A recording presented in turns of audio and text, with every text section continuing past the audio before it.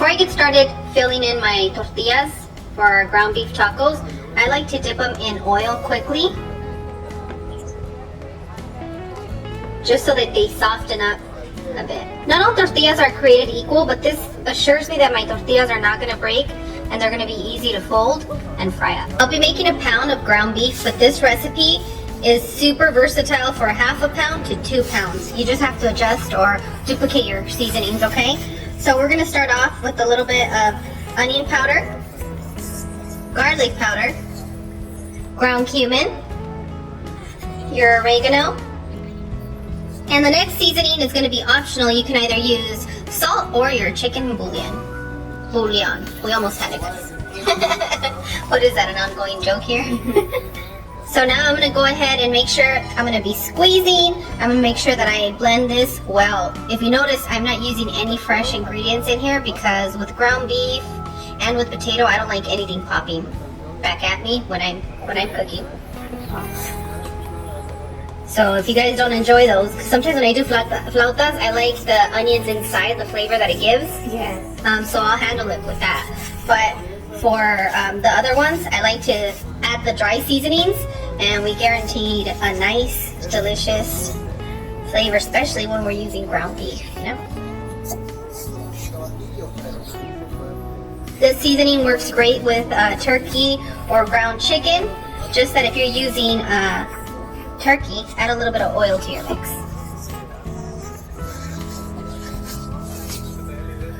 So I'm going to soften this ground seasoned beef for about 2 minutes with my hand, just so that we have a nice and smooth spread when we place it on our tortilla and it's an even cook, okay?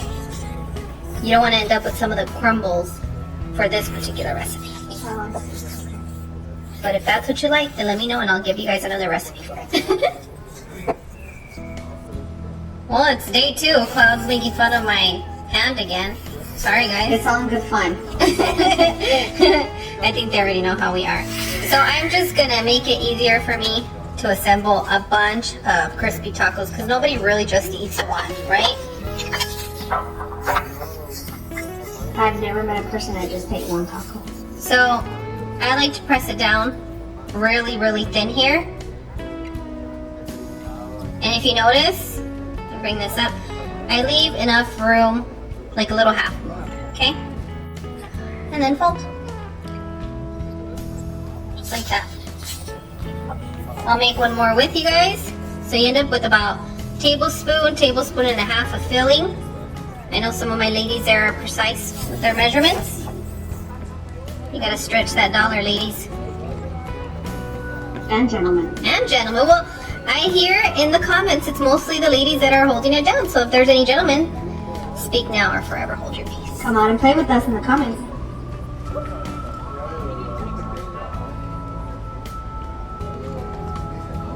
Something about holding these tacos that seems very intimate to me. It's therapeutic. If you're having a rough time, you make some of these tacos, your mood will be uplifted right after. And if it doesn't, then it's deeper than what I can help you with. Yeah, you need to follow us on La Zonia. You'll need a vacation or something. I'm going to continue to fill my tacos, and I'll meet you guys when it's time to fry.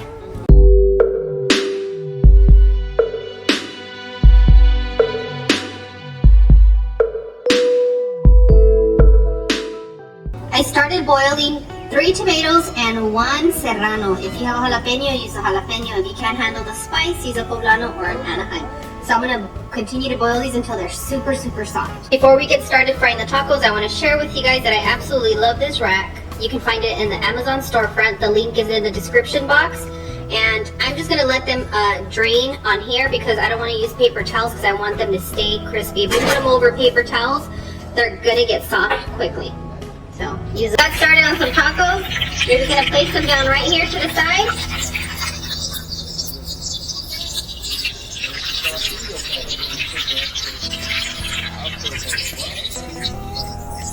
After 30 seconds or so, you're going to flip it over to the other side and make sure that we get a good fry on all of it.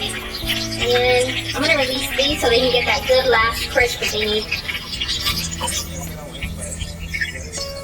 The wonderful thing about this particular blend is that it doesn't pop at you. Now, if you're using high fat content ground beef, you might get a little bit of popping, but just take it easy. You're in charge of the fryer, okay?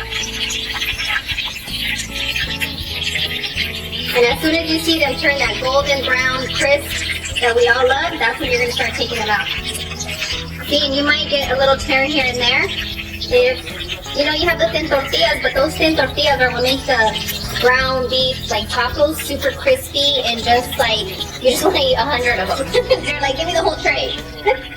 I'm okay with the little tear. It motivates me to bite that spot first. It gets crispier, right? It does. Yeah. Just let that excess oil drip out.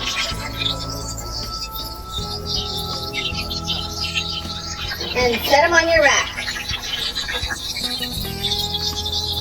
So I'm just going to continue to place all of our tacos here. This recipe is going to give me about 20 or so. Depends on how you feel them, so anywhere between 18 and 20. Okay?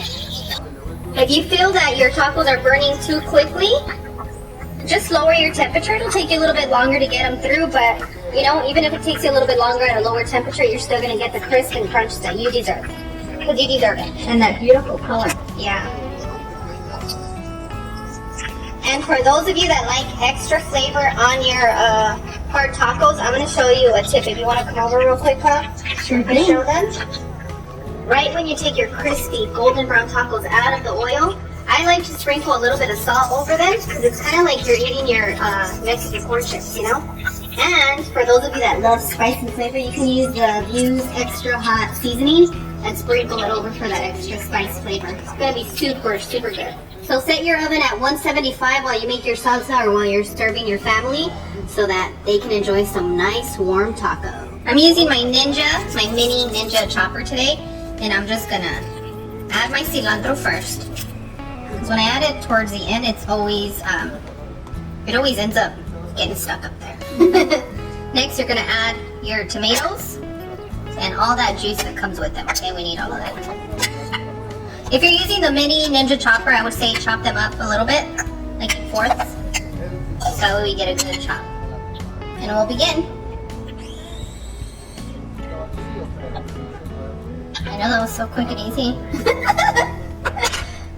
Now we're gonna go ahead and add our oregano, and you want to start off with half the juice of a lime.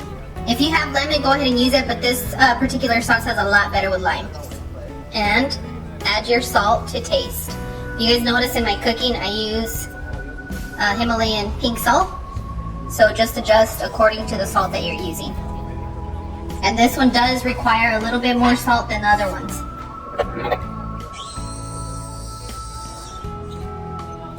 Taste your salsa, see if you need any more lime or salt, and adjust to taste.